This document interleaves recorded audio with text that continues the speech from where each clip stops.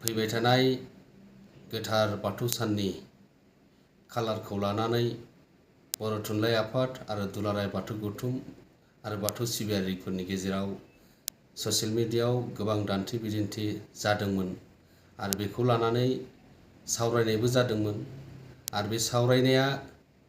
मैया जों मोनथिनो मोन्दों बर' थुनलाइ आफादनि मावफुंमेलनि गेजेरजों बे खालारखौ सोलाय सोल' खालामनो हाबाय आरो जों मोनथिनो मोननाय बायदिब्ला फैगौ जानुवारि दाननि 10, 11, 12 इं खालार 2025 मायथाइनि बेवहाय उदालगुरि जिल्लानि सिङाव थानाय डिमाकुसि ओनसोलाव बे हाबाफारिखौ खुंनो लादों आरो बेवहायनो बै बर' थुनलाइ आफादनि 64थि बोसोरसालिया जथुम्माखौ खुंनो लानाया जोबोरैनो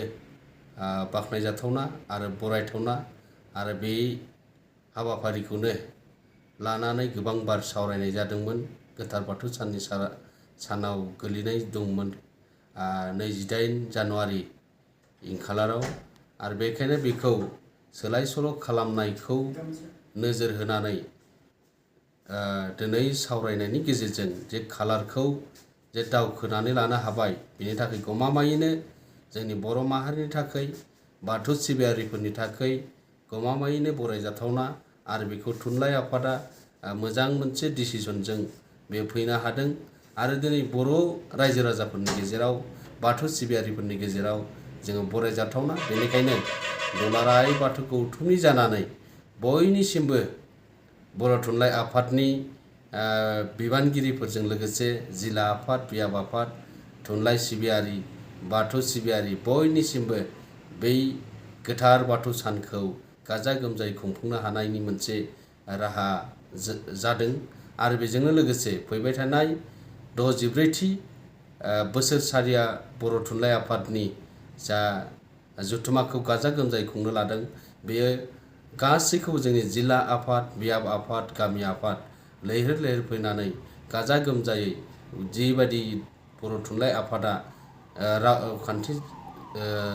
थुनलाइ जौगानाय बर' समाजनि जायखिजाया खामानिफोरखौ गोजौ थाखोआव लाबोनो हानाय बिथांमोननिसिम आरो बे हाबाफारिखौ जाफुंसार होनो थाखाय दुलाराय बाथौ गौथुमनिफ्राय साबायखर बावदों आरो बे जोंनि थाखाय बै खालारखौ रायजो राजाफोरनो मोनथिहोनायनि थाखाय आरो जोंनि जिल्ला आफाद बियाब आफाद जाबायदि हाबाफारि लादोंमोन बेखौ गाजा गोमजायै खुंफुंनो हागोन आरो बेखौ नोजोर होनानै बयखौबो फोरमायनायजों लोगोसे बर' थुनलाइ आफादनि बिबानगिरि बिथांमोनखौ दुलाराय बाथौ गौथुमनि जानानै साबायखर बावदों आरो बे गमामायैनो जोंनि बर' हारिनि थाखाय मोनसे मोजां डिसिसन जादों आरो सावरायनायनि गेजेरजों जोङो लानो हादों गोबां ससियेल मिडियायाव दान्थे बिदान्थे जादोंमोनब्लाबो जों गासैखौबो जोंनि हारिनि सार्थआव आरो दिनै धोरोमनि सार्थआव माहारि दानायनि सार्थआव दिनै जों बयबो खौसे जानानै खामानि मावलांनांगोन आरो दिनै बयखौबो जिल्ला आफाद आरो बियाब आफादफोरखौ जोंनि थुनलाइ आफादाव लैहोर लैहोर फैनानै बाहागो लाफैनो थाखाय दुलाराय बाथौ गौथुमनि जानानै खावलायहरदों आरो बे खोनाखौनो फोसावनानै दुलाराय बाथौ गौथुमनि जानानै खुलुमनाय